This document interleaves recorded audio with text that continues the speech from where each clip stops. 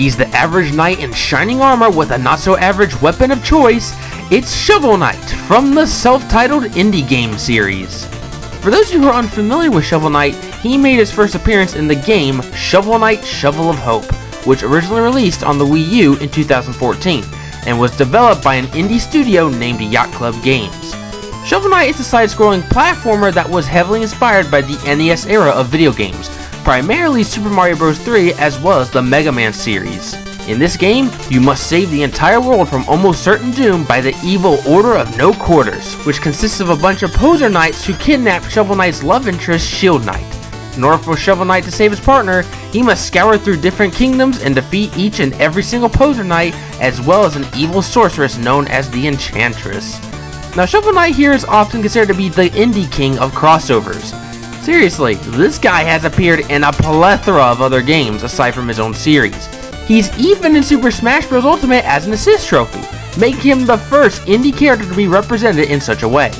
Not actually the first indie character represented in Super Smash Bros., just to clarify. But today, Shovel Knight will be digging his way out of the assist trophy and onto the Super Smash Bros. Roster. So starting off, Shovel Knight here will be an above average midweight class fighter. He'd have 2 jumps and no other movement options. But now, let's dive into his costumes.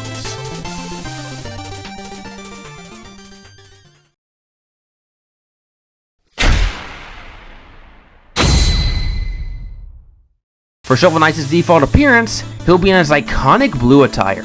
For the next 4 alts, these will have Shovel Knight in different armor sets that he gets throughout the course of the game, which have him in orange, green, gold, and purple armors. For the 5th alt, Shovel Knight's armor turns red and orange, which is in reference towards Shovel Knight's best friend, Shield Knight. For the 6th alt, Shovel Knight's armor turns entirely black with red hues. This in reference towards Shovel Knight's dark doppelganger, Black Knight. And the final alt will have Shovel Knight in bulkier looking armor, which references the Baron armor that Shovel Knight can attain by scanning the Shovel Knight amiibo in the Nintendo versions of the game. Now with all that out of the way, let's go ahead and dive into the... Did you guys hear that high-pitched laughter?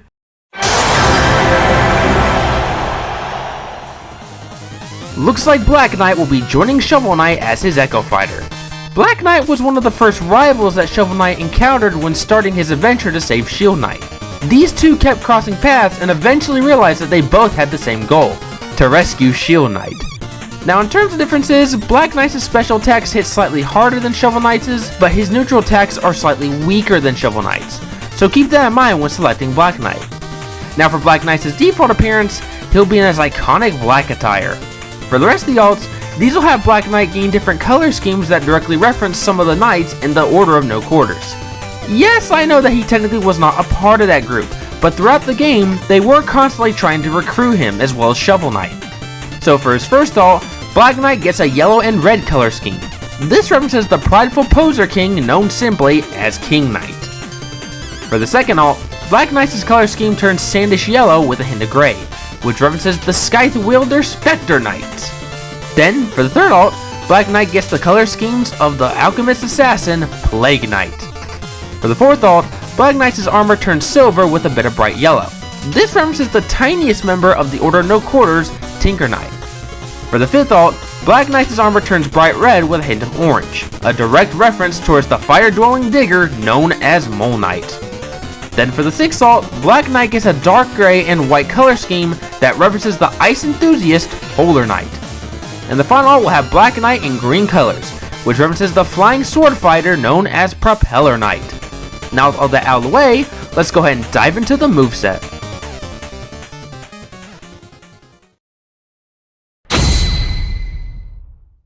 I'm gonna be honest, Shovel Knight's moveset was surprisingly not that hard to make, and that's just because his first game was filled with all sorts of material to work with.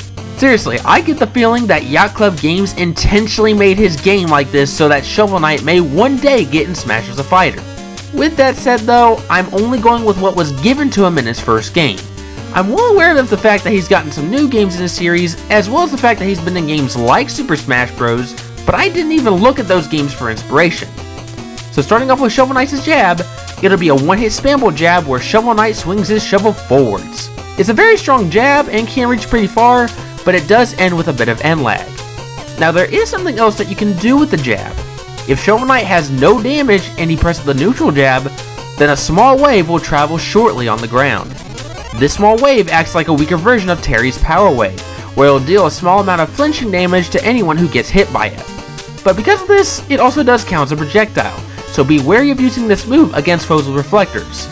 For the dash attack, Shovel Knight spins head first multiple times, dealing multiple hits of damage until the final hit, just like Corrin's dash attack. This references the Burrow Bomber ability that can be unlocked by scanning the Shovel Knight amiibo on the Nintendo versions of the game. For the side tilt, Shovel Knight equips the Dust Knuckles relic that he gained from defeating Mole Knight and punches forwards twice. The side tilt acts as 2 hits and can be spammed for as long as you want, but it's not exactly recommended, because if you constantly spam this move, Shovel Knight will move a lot slower and suffer a lot of end lag once the attack ends. For the down tilt, Shovel Knight will use his shovel like it's meant to be used and digs the ground in front of himself. It's surprisingly strong compared to most down tilts, but there is a bit of end lag once the attack ends. However, just like King K. Rool's down tilt, if Shovel Knight uses this move right in front of an opponent, then that player will automatically get buried. Not only that, but if the attack misses, Shovel Knight will throw a bunch of dirt at the players. This actually mimics what Shovel Knight does in Super Smash Bros. As an assist trophy.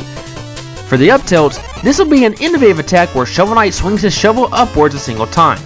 It's a pretty strong up tilt, but doesn't launch foes very high. Now for his forward smash, Shovel Knight charges up his shovel and swings it forwards. It's a very strong smash attack that can launch foes very far, but there's a tiny bit of start lag and a lot of end lag. For the down smash, Shovel Knight slams his shovel into the ground, but when he does this, a bunch of flames emerge from the ground and burns anyone who happen to be too close. It's not as strong as his forward smash, but it does launch foes pretty far by comparison. For the up smash, Shovel Knight equips the Warhorn relic and blows it upwards, which causes a massive shockwave upwards. This smash attack has incredible launch power, but it doesn't deal a whole lot of damage and unfortunately has a lot of start lag and a lot of end lag. For the neutral air, Shovel Knight launches a buzzsaw that spins around himself, dealing multiple hits of damage until the final hit. For the forward and back air, Shovel Knight swings his shovel into either of those directions, with the strongest version of this attack being his back air. For the down air, Shovel Knight sticks out his shovel below himself just like what Link does for his down air. And just like Link's, Shovel Knight can actually bounce off opponents and even projectiles with this move. And finally, for the up air, Shovel Knight pierces his shovel upwards, which launches foes very high into the air. But where Shovel Knight digs into Smash is with his special attacks.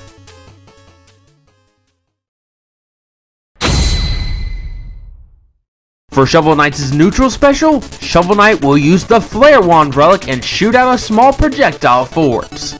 This projectile is just that, a projectile. It travels a set distance before disappearing and can also be reflected right back to Shovel Knight. Despite that though, these projectiles deal a surprisingly large amount of damage.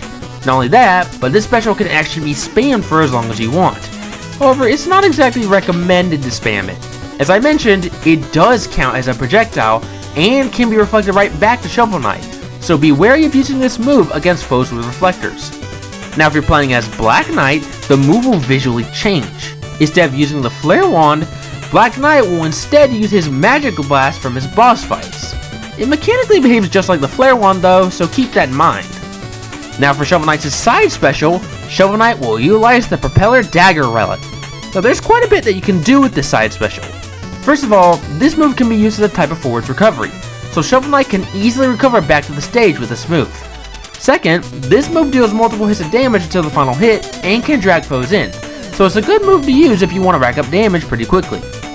And third, this move can be charged up for about 3 seconds, which increases both the distance as well as the strength of the move. Now for Shovel Knight's down special, Shovel Knight will place a mobile gear in front of himself. This mobile gear counts as both an attack and a type of platform.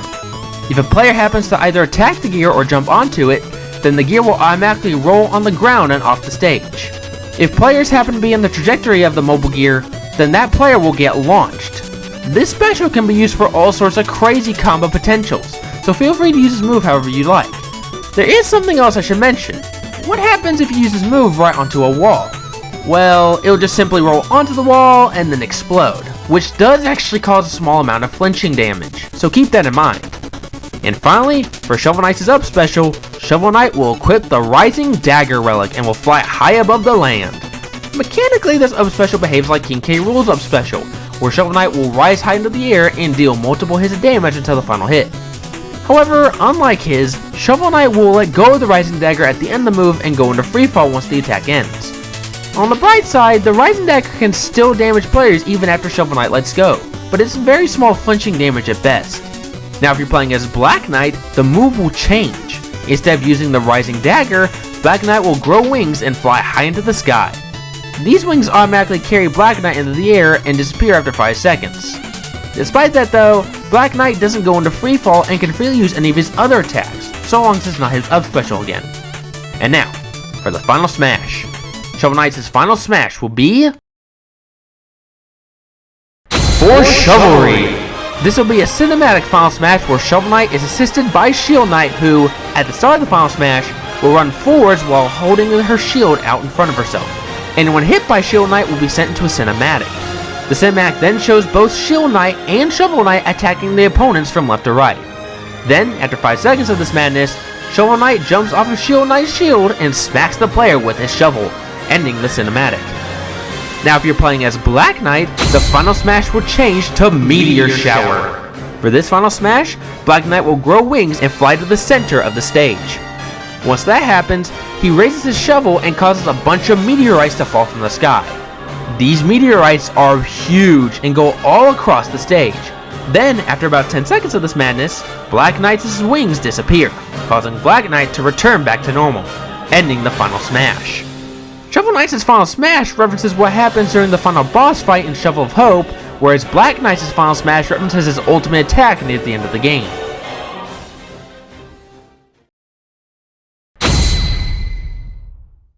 The stage of choice is the Plains of Passage from Shovel Knight Shovel of Hope. This stage's layout is reminiscent of the Mushroomy Kingdom stage in Brawl, where the stage slowly scrolls forwards, causing the entire stage's layout to change. There are various types of enemies on stage that can be defeated and occasional dirt mounds that can be dug up by one of your attacks. Once the dirt mound is dug up, you'll get an item. In the background, you can see a bunch of trees covering up most of the stage.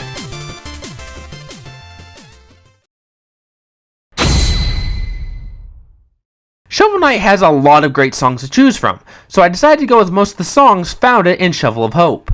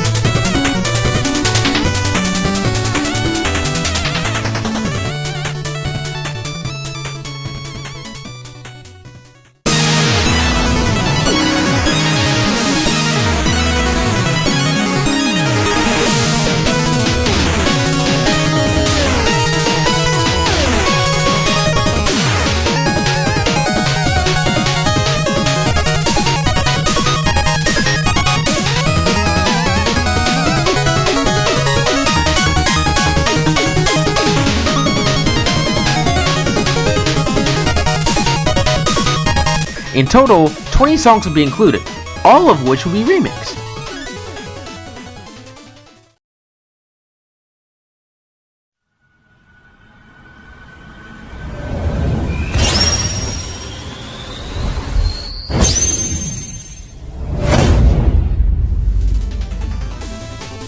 And that would be if Shovel Knight and Black Knight joined Super Smash Bros. Many people have been wanting indie representation in Super Smash Bros. For years, and it definitely feels like Ultimate delivered on indie representation. Even though Shovel Knight is just an assist trophy, it still means a lot that he's represented in a game as big as Super Smash Bros. So if you haven't checked out Shovel Knight, then I'd highly recommend checking it out, as this is a fun experience from beginning to end. Anyways, do you have a character you'd like to see be given a Smash moveset? If so, let me know in the comments down below. And while you're at it, why not hit subscribe? That way you can get notified when I put out any Super Smash Bros. Moveset videos. As always, thank you all so much for watching, and I'll see you all in the next one.